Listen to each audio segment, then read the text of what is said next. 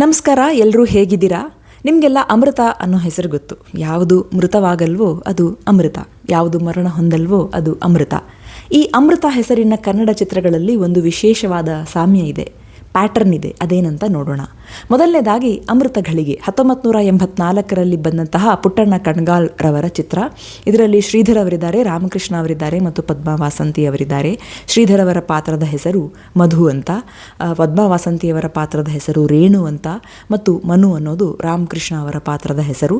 ಇದರಲ್ಲಿ teenage pregnancy ಬಗ್ಗೆ, ಅದಾದಮೇಲೆ ಮಧುರವರು ಮದುವೆ ಮಾಡಿಕೊಂಡು ಆಕ್ಸೆಪ್ಟ್ ಮಾಡ್ಕೊಳ್ಳೋದ್ರ ಬಗ್ಗೆ, ಆದರೆ ಅವರು ತಂಗಿ ಅಂತ ನೋಡಿರೋದ್ರ ಬಗ್ಗೆ, ಕೊನೆಯದಾಗಿ ಮಧುರವರು ಒಂದು ಇಲ್ನೆಸ್ಗೆ ಬಲಿಯಾಗ್ತಾರೆ.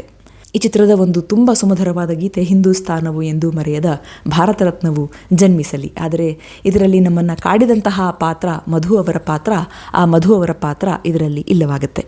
ಇದಾದಮೇಲೆ 1993ರಲ್ಲಿ ಒಂದು ಸಿನಿಮಾ ಬರುತ್ತೆ, ಅದು ಅಮೃತ ಸಿಂಧು ಅಂತ. SR ಭಟ್ ರವರ ನಿರ್ದೇಶನದ ಚಿತ್ರ. ಶಿವರಂಜನ್ ಮತ್ತು ಶ್ರುತಿರವರು ಈ ಚಿತ್ರದಲ್ಲಿದ್ದಾರೆ.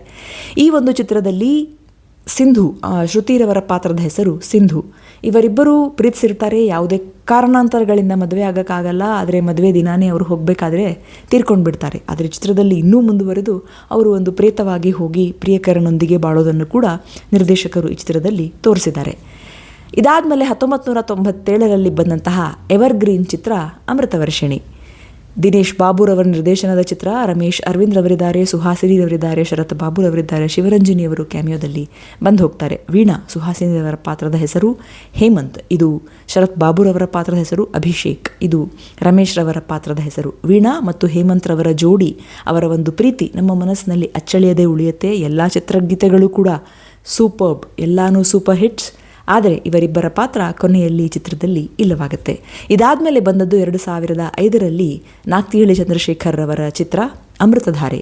ರಮ್ಯಾ ಮತ್ತು ಧ್ಯಾನ್ ರವರಿದ್ದಾರೆ. ರಮ್ಯಾರವರ ಪಾತ್ರದ ಹೆಸರೇ ಅಮೃತ. ಈ ಚಿತ್ರದಲ್ಲೂ ಕೂಡ ಕೊನೆಯಲ್ಲಿ ಅಮೃತಾರವರು ನಿಧನರಾಗ್ತಾರೆ. ಈ 4 ಚಿತ್ರಗಳಲ್ಲಿ ಕಥೆ ಬೇರೆ ಬೇರೆ, ಆದರೆ ನಮ್ಮನ್ನು ತಾಗಿದಂತಹ ಪಾತ್ರಗಳು, ನಮ್ಮ ಮನಸ್ಸನ್ನು ಮುಟ್ಟಿದಂತಹ ಪಾತ್ರಗಳೇ ಚಿತ್ರದ ಕೊನೆಯಲ್ಲಿ ಅವು ಇಲ್ಲವಾಗ್ತವೆ.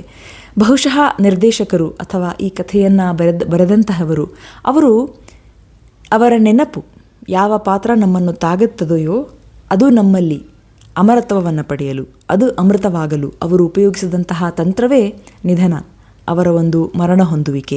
ಅವರು ಆ ಚಿತ್ರದಲ್ಲಿ ಇಲ್ಲವಾಗಿ ನಮ್ಮ ನೆನಪಲ್ಲಿ ಅಮೃತರಾಗಲಿ, ನಮ್ಮ ನೆನಪಲ್ಲಿ ಅಮರರಾಗಲಿ ಅನ್ನೋದೇ ಅವರ ಒಂದು ಉದ್ದೇಶವಾಗಿತ್ತ.